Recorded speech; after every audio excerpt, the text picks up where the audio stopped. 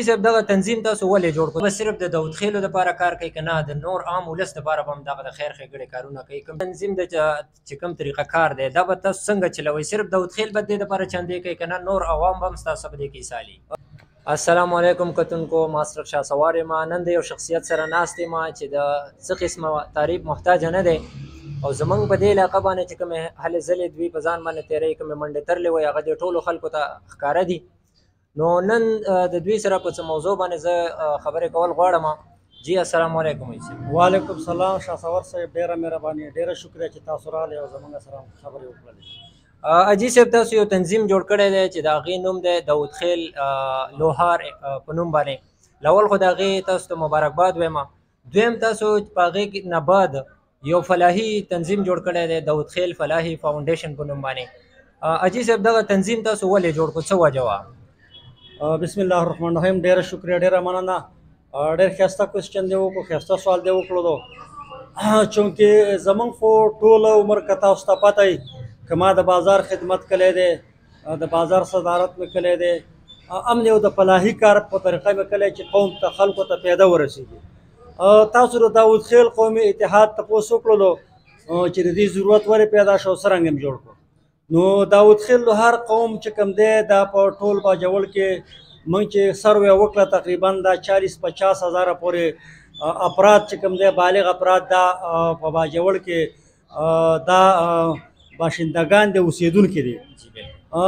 خبره دا وه چې د بدقسمتۍ نه تاسو ته پته ده چې زمونږ داود خېل قوم چې کوم دی دا په مختلفو علاقو کې تقسیم دی، یعنی په یو کلي کې چې کومه دی دغه دی په یو ځای نه دي لکه نور قومونه په یو ځای باندې دي، هغه یوه علاقې پورې منحصره دي. زمونږ داود خېل د ناوګۍ نه واخله، د چمرکنډ نه واخله، د سلارزو پورې، د برنګه پورې، د ارنګه پورې، په دې ټولو کلو کې په هر کلي کې به تا ته 10-15-20 سولیخ پورې د داود خېلو ملاویږي. نو یو خو زمونږ میشن دا و چې دا موږ یو قوم پرستي نه ده جوړه کړې، دا یو ورورولي ده. او ورورولي موږ د ورونه خواره واره پراته وو چې دا خواره واره ورونه زمونږ وپېژنو سره چې څوک په کوم ځای کې دي، څوک په کوم ځای کې نه دي.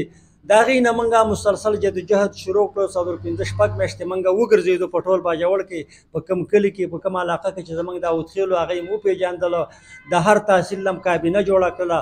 بیا موږ یو غټ چې کومه دی کنونشن په تنګي کې په تېر شوي 9 مۍ باندې موږ وکړو چې تاسو ولیدل چې په زرګاو داود خېل په هغه کې راغلی و.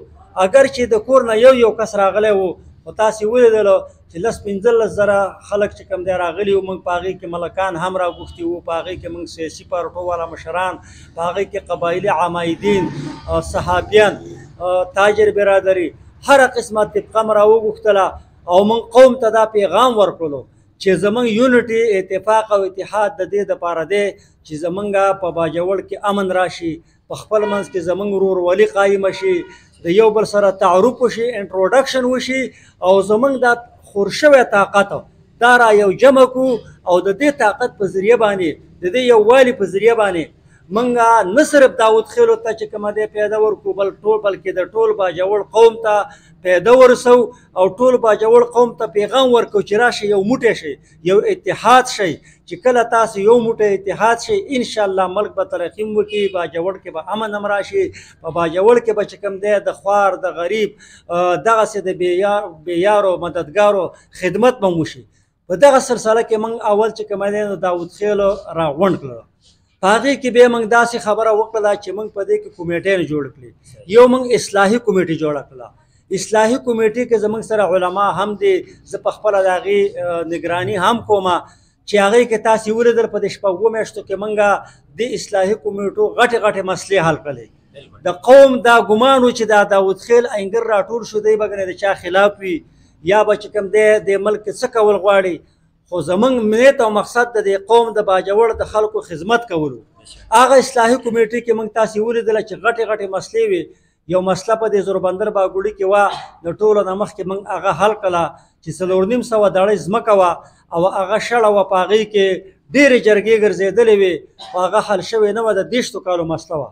الحمدلله داود خېل اصلاحي کمیټې هغې له ورل زه په خپله پکې ورلم، ما دواړه جانبینو ته سوال وکړو، منت مې ورته وکړو، خپلې مې پیسې ولګولې، خپل مې وخت ولګولو، جرګې مې پرې وکړلې او موږ 90% دا اوپن فیصله کوو. اصلاحي کمیټې دې ته وایي چې په ښکاره فیصله به کوې چې دواړه جانبین ته راضي کړې، چې راضي یې نه کړو په یو فریق تا لیکل وکړه او بل یې نه مني، نو دا خو تا دښمنۍ ته جوړ کړ. اوس دا راضي کول که د چا خپو ته تلل وي، سوال کول منت نو موږ په دې باندې خپله بېعزتي نه ګڼو کنه چې زه ورشم خپو ته پرېوځم سوال ورته وکړم. یقینا موږ په دې یقین دی چې موږ د دوه مسلمانانو جوړه راولو، په هغې کې زه دروغ ووایم، زه پکې خپلې پیسې ولګوم، زه هغه یوله ورشم په خپو پرېوځم، بل له ورشم سوال ورته وکړم چې خدا را دنیا هم خرابېږي او آخرت هم خرابېږي، موږ درته سوال کوو دا خبره ومنئ، نو په دې زما عزت نه کمیږي او زه به ټول عمر دپاره دا کوم.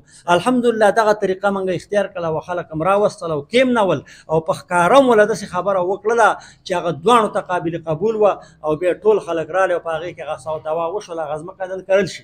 تقریبا 14-15 مسلې تاسو ولیدلې په تېر شوي وخت کې زموږ د داود خیلو سره یو قوم چې کوم دی په سلارزو کې یو ځای طی کړی و، هغې کې بیا هغه ننواتې وشو، هر څه وشو، بیا موږ داود خیل راپاڅېد، هغه ننواتې هر څه ماف کړلو او هغه مسله هم داسې کړله چې حل هم کړله. موږ قوم ته دا ښیو چې زموږ دا اصلاحي کمیټې کومه جوړه کړې ده، نه صرف د داود خیلو په منځ کې، د ټول باجوړ کې نن سبا تنازعې دي او په عدالتونو کې فیصلې نه ختمېږي، مزید رنجش جوړوي، مزید د یو بل په زړه کې کینه بغض جوړوي.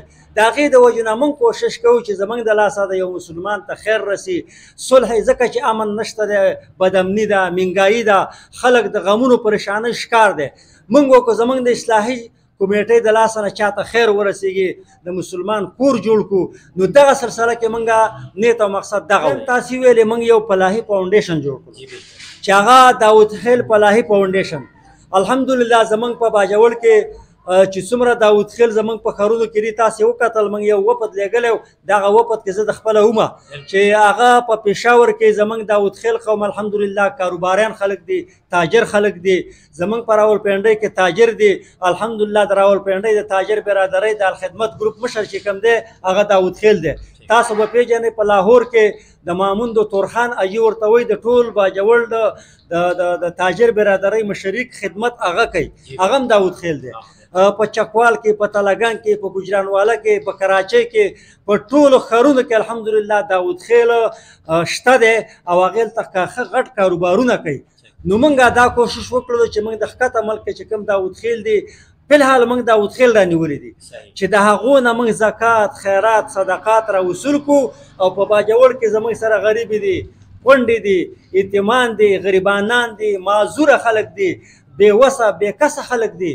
ولې نه چې موږ د دغه داود خیل قوم د تاجر برادرۍ چنده، د هغې خیرات، صدقات او د هغې هغه هر څه راجمع کړو، باجوړ کې موږ سروې کوو چې کوم څوک مستحقي او د خپل باجوړ خلکو ته یې ورکړو. نو دغه موږ وکړل او کلیم ده انشاءالله. اجي صاحب دا کوم فلاحي فاونډیشن چې دی د داود خیلو په نوم باندې، دغه به صرف د داود خیلو دپاره کار کوي که نه د نور عام ولس دپاره به هم دغه د خیر ښېګړې کارونه کوي؟ کوم چې یتیمانان دي، کومې کونډې دي یا نور کوم غریبانان دي زموږ په دې علاقه باندې، هغې دپاره به هم دا فاونډیشن کار کوي؟ بلکل د ټول باجوړ دپاره به کوي. موږ دا ویلي دي چې د باجوړ وروڼه که د هر قوم سره دي، دا زموږ بچي دي، دا زموږ قوم دی، موږ د دې قوم د دې بچو دپاره موږ داود خیل دا قرباني کوو چې اول ناول موږ د داود خیلو نه شروع کوو، بیا به موږ اپر کوو عامو خلکو ته او دا سیز به موږ اوپن کوو. موږ ټیک دی چې نوم د داود خیل فلاحي فاونډیشن ورکړی دی، یو نوم به ورکې، خو زمونږ پیدا زمونږ نفع به عام خلکو ته رسي، ټول باجوړ ته به رسي. تاسې ولیدل په دې دفتر کې بله ورځ موږ اعلان وکړو چې 2 کسان وو چې یو د سلارزور تنګي وو چې هغه ډېر سخت بیمار وو، مجبوره وو، د کینسر وو، هغې دپاره موږ 50 پیسې دلته ورکړلی او هغې سره نغد امداد وکړو. بل زمونږ په ماموندو کې د کیسر یو بیمار و، اگر یقین وکړه چې ما هغه کس لیدلی هم نه دی، خو خلکو په میډیا باندې موږ ولیدل چې هغه ډېر مجبور و، هغې ته موږ د 5 روپیو اعلان وکړلو. اوس په انات کلي کې موږ دغه لګولی چې کوم غریبانان، یتیمان، د سکول، د مدرسو طالبان د هغې دپاره د بوټانو په شکل کې، د کپړو په شکل کې، د چا دپاره د وړو په شکل کې، د چا دپاره د غوړو، د هر څه شکل کې وي. انشاءالله موږ فاونډیشن کولاو کړی دی، د دې پیدا به هر هغه کس مستحق ته به رسي انشاءالله د 1 روپۍ حساب به کېږي. دویم تاسو ته یو خبره خوشخبري دا در کوم چې زموږ سره د راولپنډۍ داود خیلو دا وعده کړې ده چې موږ به تاسو له هغې نه موږ پیسې را نه وړلې، موږ چې کومې پیسې تر اوسه پورې راوړي دي مختصر پیسې دي سم تقسیم کړلې او څه په را روان وخت کې به موږ ګورو. موږ یو لیست جوړو، یو سروې کوو، غریبانان یتیمان د دې موږ دغه جوړو او هغې ته به په مقدار موږ شی ورکوو. خو د راولپنډۍ خلکو موږ باجوړ ته چونکې دا وعده کړې وه، اعلان کړی و چې باجوړ ته به موږ امبولینس راولو، پری امبولینس. ټیک خبره ده چې په باجوړ کې خپل ګیربای شته دی، خو کله هغه وزګاري کله نه، کله وساتیلي کله نه. زمونږ آبادي ډېره زیاته ده، د خوش علاقو ته د ترانسپورټ د مریض د رسېدو ډېره مشکلات دي. نو موږ که د داود خیل فلاحي فاونډیشن په نوم باندې امبولینس راولو، نو دا ضروري نه ده چې صرف د داود خیل مریض به راوچتای، نه، دا به د هر باجوړي د هر چا مشکلي حادثه پیښه شي، حالات خراب شي، دغسې زلزله راشي، سیلاب راشي، ایمرجنسي راشي، زمونږ دا امبولینس به انشاءالله هلته رسي د داود خیل فلاحي فاونډیشن، او دغه خلک به هسپتال ته راورسوي او خدمت به کیدای شي زمونږ رضاکار به ورسه ورسوي. د هغې دپاره موږ خپله وردي تیاره کړې یم، دا داود خیل فلاحي فاونډیشن رضاکار وی. نو انشاءالله العزیز زمونږ عزم، زمونږ تاسو یقین په خدای وکړئ، زه په هوداسه کې ما چې زمونږ سیاسي مطلب نشته. ما داود خیلو ته ویلي چې په داود خیلو کې زمونږ سره د هرې طبقې خلک شته، د هرې پارټۍ خلک شته. پارټي به په خپل ځای، موږ به سیاست نه کوو، موږ صرف او صرف خدمت خلق کوو، فلاحي کارونه کوو. عوام زمونږ د باجوړ درمند شوي دي، عوام بېیارو مددګار شوي دي چې زمونږ نه په هر شکل کې وي، که د لاسو خدمت وي، که د تاڼې د تحصیل خدمت وي، که د فلاحي کار په ذریعه وي، که د اصلاحي ذریعه وي، خو چې زمونږ نه عوامو ته خیر ورسي. که هغه عوام هر څوک وي، مظلوم عوام وي، یو ظالم مظلوم سره چا زیاتی او ظلم کولو، که سرکار کولو، که کم قوم کولو، موږ داود خیل دا میشن دی چې موږ به ورځو هغه ته به جرګه کینو، سوال به ته کوو چې خدا را د دې غریب سره، غریب چې هر څوک وي، که هغه داود خیل وي که هر څوک وي، چې ظلم زیاتی ورسره مه کوه، د الله نه ویرېږه، د ده حوصله افزایي وکړه، سوال به ورته کوو. که نه کېدلو او ظلم زیاتی د هر چا څه که د داود خیل څه کوو، که د بل غریب څه چا کولو، موږ به د مظلوم سره ولاړې وو، آیني قانوني منډه به ورسره کوو او د هغه مظلوم په شا به انشاءالله موږ انصر اخاک ظالما او مظلوما، د حدیث مبارک چې د ظالم لاس ونیسئ، د مظلوم سره ودرېږئ. انشاءالله زموږ مشن دغه دی او عوامو ته زما دا پیغام دی چې راشئ، موږ د داود خیل په نوم باندې فلاحي فاونډیشن جوړ کړی دی، دا د ټول باجوړ لپاره دی. موږ د داود خیل قومي اتحاد راغونډه کړې ده، دا د چا خلاف نه ده. که زما داود خیل چا سره زیاتی کوي او داسې شوې ده، یقین وکړئ یو داود خیل لار بنده کړې وه قوم ته علاقې خلکو ته، زه پسې ورغلم او هغه لار مې کولاو کړله او ما ورته ویل چې دا ظلم به نه کوې، که ظلم هر څوک کوي، که زما ورور هم وي، زه به ظلم ته نه پرېږدم. نو انشاءالله دغه زموږ مشن دی. صحیح. اجي صاحب دا راته ووایي د دې تنظیم د چې کوم طریقه کار دی دا به تاسو څنګه چلوئ؟ صرف داود خیل به د دې دپاره چندې کوي که نه نور عوام به هم ستاسو په دې کې حصه لي؟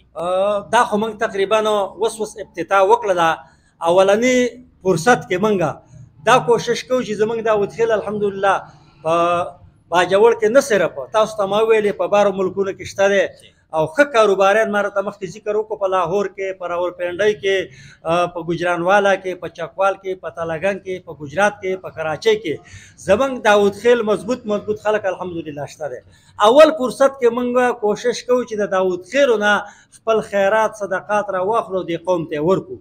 دا سیز به موږ بړاوو او بیا به عامو خلکو ته موږ ویو چې په دې کې تاسو حصه اخلئ، خلکو ته کردار وښیو، په خپله به خلک انشاءالله د دې سره چې کوم دی کوآپریشن کوي او تاسو به وینئ یو روپۍ به موږ قوم ته ورکوو او غریبانانو ته ټول قوم ته به انشاءالله دا سیز به موږ مخ په وړاندې ورو بیا انشاءالله. اجي صاحب ډېرې ګټورې خبرې مو وکړلې. زموږ کتونکو ته ډېر خلک به دې ګوري اجي صاحب، هغوی ته او د عام ولس ته هغې دپاره به څه پیغام ورکوئ؟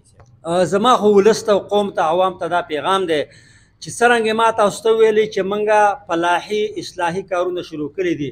زه نه صرف د داود خیلو قومي اتحاد مشر بلکې د ټول باجوړ د غریبانانو مشري به ته مشري د خادم به یم، ځکه چې ما ته پته ده تاسو خیال کوئ بله ورځ په دې پاټک کې څلېرې شپږ دانې سولر لایټ لګېدلې وې، دا روډ چې جوړېدلو د ټیمو چې کوم مشر و د دې ځینې په دې بانه باندې ویوړلې چې زه به دا وړم او روډ به ساز شي بېرته بیا لګوم، او ما په وخت کې ورته وویل چې دا نه در کوم، چونکې هغه ویوړل او هغه خرڅ کړلې شیر ناپروسان دی. نن د هغه خلاف ما اواز اوچت کړو که دا ناظم زما د پارټۍ ورې نه وي خو چې غلط کار کوي که زما ورور هم وي زه به د دې مظلوم عوام سره ودرېږم که حکومت ورسره ظلم کوي که عوام ورسره ظلم کوي که یو نماینده ورسره ظلم کوي د خپله سیاست نه کوم نه سیاست ته ودرېږم. عزم مې دا کړی دی چې د باجوړ غریب ولس سره په هر ځای کې زیاتې ظلم کېږي زه به انشاءالله د یو خادم په شکل مخې ته ولاړ یم که په دې کې زما د وینې ضرورت شو زما د سر ضرورت هم شو لاړ دي شي خو د حق دپاره به د دې باجوړ قوم سره ولاړ یم انشاءالله العزیز. او تر څو پورې زما به دا په خیر راځي په ښه به مې دا راځي خلک وایي چې ستا په دې کې څه خیر دی سیاست پکې نه کوي بل څه نه کوم. زه دا وایم چې زمونږ قوم غریبانان دي غریب خلکو باندې خلک قسمه قسم چې کوم دی دوکې ورکوي کارونه پې کوي خپل نوم باندې پې وټونه اخلي بیا هغه غریب څوک تپوس نه کوي. انشاءالله د دغه غریب د تپوس لپاره بغیر لالچه بغیر د وټ د غوښتلو زه به مالي او جاني قرباني ورسره کومه په میدان به ولاړ یم که زه چا مړم کړم او مرګ هم رالی نو په دې زه مړ نه یم چې د غریب د حق دپاره زه ولاړ یم انشاءالله العزیز او زما مرګ او ژوند به د غریب د خدمت دپاره یي بغیر لالچه به یې ډېره ٹھیک شو جی ډیره مهرباني. کتونکو تاسو د حاجي اکبر جان صاحب خبرې واورېدلې امید ده چې تاسو به د دې خبرې خوښې کړي. راتلونکي نوي پروګرام دپاره زموږ د ویډیو په انتظار اوسئ. د لوی الله په امان.